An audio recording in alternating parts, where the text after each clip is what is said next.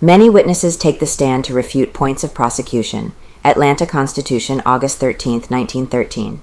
Defense calls 22 men, women, and boys to give evidence favorable to Frank Mr. and Mrs. Emil Selig, parents of Frank's wife, declare that there was nothing unusual in conduct of the prisoner on day of murder. Character of Dalton is declared to be bad by defense witnesses called to stand. He admits having been sent to gang for stealing once and having to pay fine on another occasion. Bitter fight is waged between attorneys over a question asked of Frank's office boy by Solicitor Dorsey, and threat of motion for mistrial is made, calling upon a total of 22 witnesses on Tuesday and making a record for the Leo M. Frank case, and possibly for any other in Georgia. The defense yesterday made it tacks on a number of points made by the prosecution earlier in the trial of the man charged with the murder of Mary Phagan.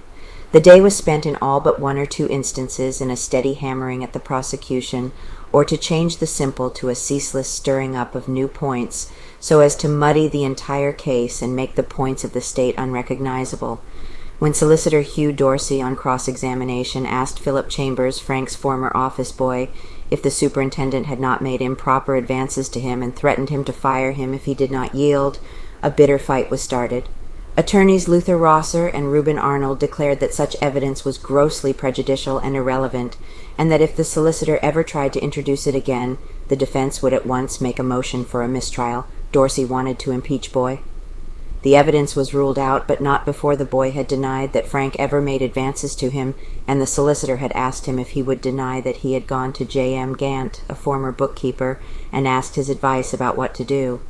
The solicitor declared, before Judge L.S. Roan ruled the evidence out, that he would bring Gant to the stand to impeach the boy. Mr. and Mrs. Emil Selig of 68 East Georgia Avenue, parents of Mrs. Leo Frank, were placed upon the stand in the afternoon, and their testimony was to the effect that their son-in-law, who makes his home with them, had acted naturally at lunch on Saturday, April 26th, and also that night. One of the hardest blows struck the prosecution by the defense was when C.B. Dalton, who had previously sworn to Frank's alleged intimacy with women in his office, was put upon the stand and made to acknowledge himself familiar with Walton County's chain gang and also have required at least 3½ hours. This statement was later corroborated by Joel Hunter, an expert accountant, who verified the mathematical work entering into the financial statement. He said it would have taken him fully that length of time. Defense trains guns on Harris. The big guns of the defense were trained on the expert testimony of Dr. Harris, who made a post-mortem examination of Mary Phagan's body, and who testified with a finality which was startling that Mary Phagan's death must have occurred within a half to 3/4 of an hour after eating. The consensus of expert opinion testifying for the defense was that Dr. Harris was hazarding the wildest sort of a guess. An interesting echo of the recent differences between Dr. Willis Westmoreland and Dr. Harris was heard while Dr. Westmoreland was on the stand. It will be recalled that Dr. Westmoreland was formerly president of the State Board of Health and preferred charges against Dr. Harris.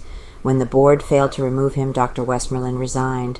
On the stand Monday, Dr. Westmoreland was asked by Solicitor Dorsey what his feelings were toward Dr. Harris. He replied that he had none. Asked as to the trouble he had had with him, he replied that he had found Dr. Harris scientifically dishonest and had so reported to the board. The physicians called to refute Dr. Harris were Dr. George Bachman, Dr. T.H. Hancock, Dr. Willis Westmoreland, and Dr. John C. Olmsted. Blood could flow out. Dr. Hancock testified that blood could and probably would flow out of a wound after a person was dead. Dr. Harris testified that this would be improbable. He told of having made several tests on persons eating cabbage and bread and exhibited samples taken from the stomachs of these persons at various times. The net result of these experiments was to show that cabbage takes 3½ to 4 hours to digest. Dr. Hancock stated that he had made an examination of Leo M. Frank and found him to be normal so far as he could discover. He confessed, however, that he was not an authority on homosexuality. He also said he was not an expert on stomach trouble.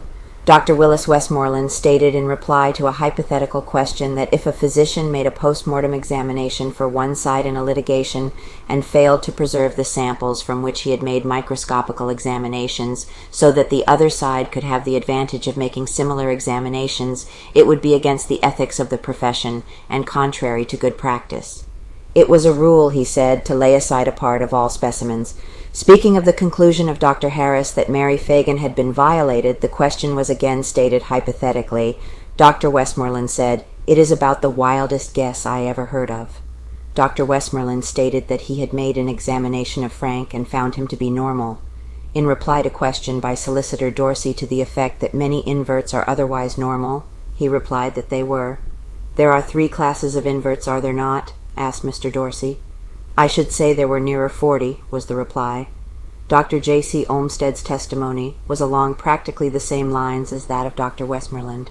Dr. Bachman also contradicted the conclusions reached by Dr. Harris.